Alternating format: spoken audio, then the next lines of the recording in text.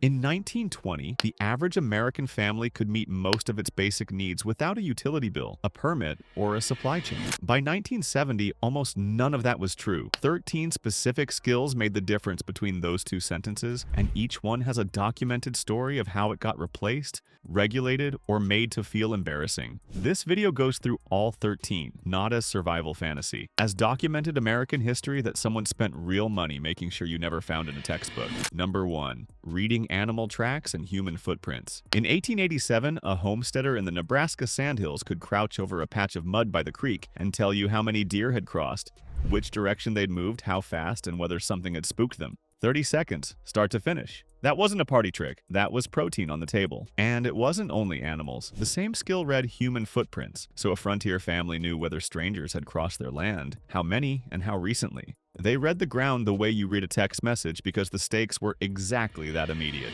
Number 2. Finding clean water in unfamiliar terrain. A man crossing unfamiliar country in 1870 didn't carry a filter. He read the land. Willows and cottonwoods don't grow where the water table runs deep, so he followed them. At dusk, he watched where birds flew. He dug into the outside bend of a dry creek bed, because that's where water pools underground, even when the surface looks bone dry. This wasn't folk magic. It was applied ecology, passed down the same way you pass down a last name, and because it was so common, nobody thought to write it in a book. That's exactly why it vanished so completely. Number 3. Starting fires in bad weather. Rain, wet wood, cold fingers. A frontier family that couldn't get a fire going in those conditions didn't eat hot food, didn't stay warm, and in a hard winter didn't make it to spring. So they got serious about it. They kept dry tinder sealed in oilcloth pouches, split wood down to the dry heartwood, and built fires in stages, starting with material so fine it caught from a single spark. Frontier families carried charcloth the way you carry a phone charger. It wasn't optional. Charcloth is cotton that's been partially burned in a sealed tin, and it catches a spark at temperatures far lower than raw tinder will. A family could make a full year's supply from old rags in a single afternoon. And through the early 20th century, that's exactly what they did. The shift away from this happened fast. Propane stoves reached rural homes through the 1940s and 1950s, and when the Rural Electrification Administration finished extending the grid through the last rural counties in the 1960s, electric ranges followed. The daily need to build a fire disappeared, so the skill stopped being taught. Nobody decided to forget it. It just stopped being handed down because it stopped being necessary. Number 4. Navigating without maps or GPS. Before the interstate highway system existed, a man moving overland read the land itself. Rivers in most of the continent's interior run south or east, so they told you which way you drifted. Moss grows heaviest on the north side of trees. The sun at noon tells you true south without a compass. But here's the part the textbooks leave out. The navigation knowledge that opened the American West was largely indigenous knowledge, passed directly to fur trappers like Jedediah Smith through the Shoshone and Crow nations. When the railroad replaced the trail, that knowledge stopped moving because the trail stopped being walked. Number 5. Hunting and trapping for food year-round. A frontier family ran a trap line through February the same way you run errands because the alternative was going hungry. One man, 20 traps. Enough protein to carry a family through the hardest months. They knew where animals bedded, where they watered, and which seasons put them where. The Migratory Bird Treaty Act of 1918 was the first federal law to tell an individual what he could take from the land for his own table. The Federal Aid and Wildlife Restoration Act of 1937 tied access to game to a license you purchased from the government.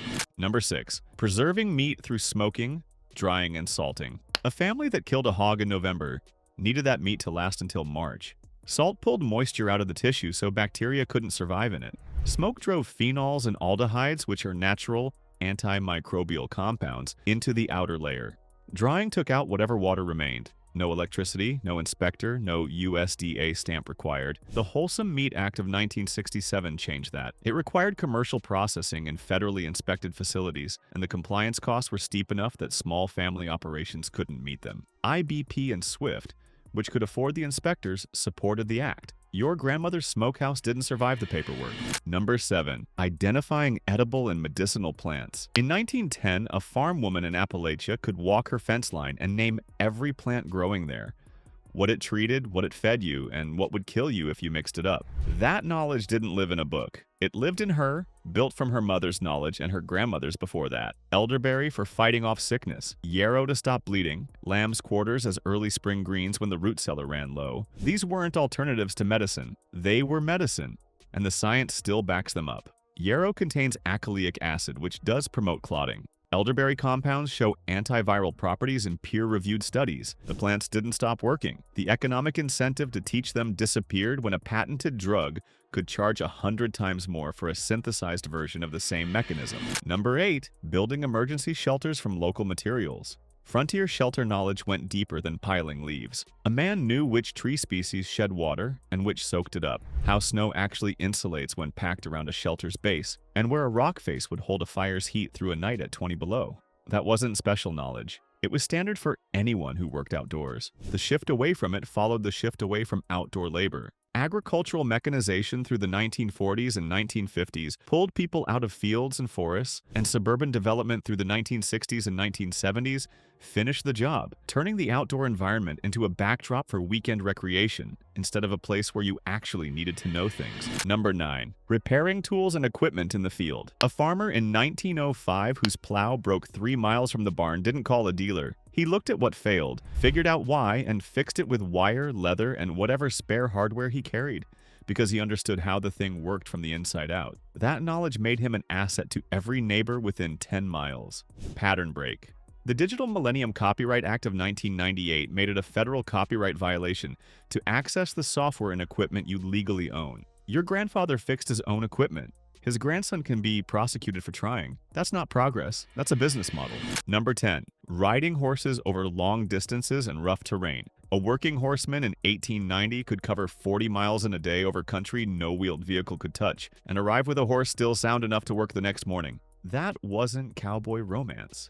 That was logistics, and the skill behind it ran deep. Frontier riders knew gaits the way a mechanic knows engine RPM. The lope for open ground, the trot for distance, the walk for recovery. Reading a horse's condition in real time, knowing when to push and when to stop, that knowledge lived in your hands and your balance. Number 11.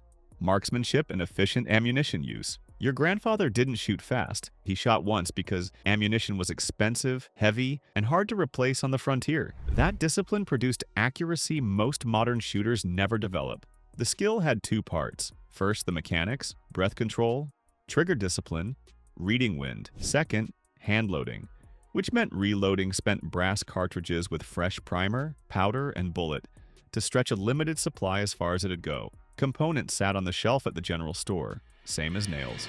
Number 12.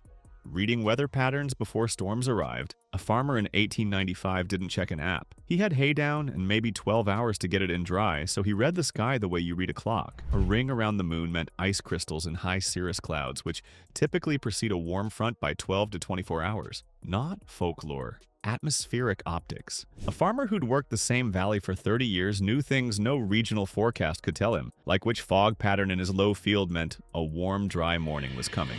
Number 13. Living off stored supplies through harsh winters. A root cellar never lost power, never sent a bill, and your grandfather built his without pulling a permit. Go into November with potatoes, turnips, dried beans, smoked meat, and canned fruit, packed in the right conditions.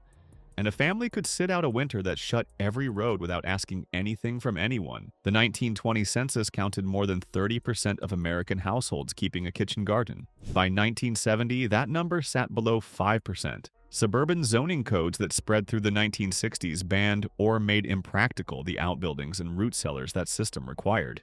The cellar didn't stop working. The permit made it feel impossible. A family that could do all 13 of these things owed nothing to a utility company, a grocery chain, or a permit office. That's not a coincidence. That's a market problem that got solved at the family's expense.